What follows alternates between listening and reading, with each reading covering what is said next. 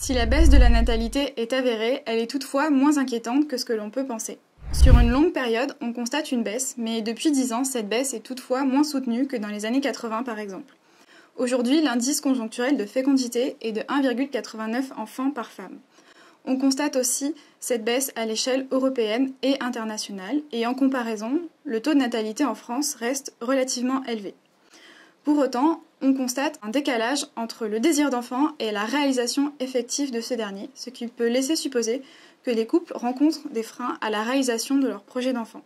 Plusieurs facteurs peuvent expliquer cette baisse de la natalité. On peut citer par exemple la centralité du travail dans nos sociétés contemporaines qui peuvent conduire les individus à prioriser leur carrière professionnelle. On peut également citer la division sexuée du travail reproductif et éducatif qui peut dissuader certaines femmes de faire un enfant, ou encore plus récemment les préoccupations environnementales.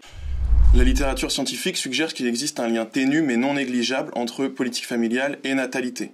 En premier lieu, quand on fait des comparaisons à l'échelle européenne, on observe que plus un pays dédie une part importante de sa richesse à la politique familiale, plus la natalité sur son territoire est élevée. Par ailleurs, les chercheurs qui se sont intéressés au sujet ont montré que tant les prestations familiales que l'existence d'une offre d'accueil importante jouaient en faveur de la natalité. Cette revue de littérature, elle ne doit pas occulter le fait que d'autres éléments ont une incidence sur le désir d'enfant, mais qui sont plus difficilement quantifiables, bien que plus déterminants. Si on analyse la politique familiale de ces 15-20 dernières années, le bilan est mitigé. Certaines orientations retenues sont pertinentes et ont fourni des résultats tangibles, comme le primat conféré au développement de l'offre d'accueil dans une perspective de meilleure conciliation vie professionnelle, vie familiale. Sur d'autres sujets, néanmoins, la politique familiale n'a pas forcément envoyé des signaux favorables aux familles. On peut penser par exemple au ciblage et au gel des prestations familiales, à l'abaissement du plafond du quotient familial ou encore à la réforme des congés parentaux qui a fourni des résultats en deçà des attendus. Dans l'optique de trouver de nouvelles orientations concrètes à la politique familiale, nous avons élaboré différents scénarios, allant d'une politique familiale universelle favorisant la relance de la natalité jusqu'à un scénario catastrophiste de redéploiement des dépenses de la politique familiale en passant par un ciblage des publics fragiles. Dans notre scénario préférentiel, nous préconisons un renforcement des moyens financiers de la politique familiale, notamment en vue de créer un service public de la petite enfance.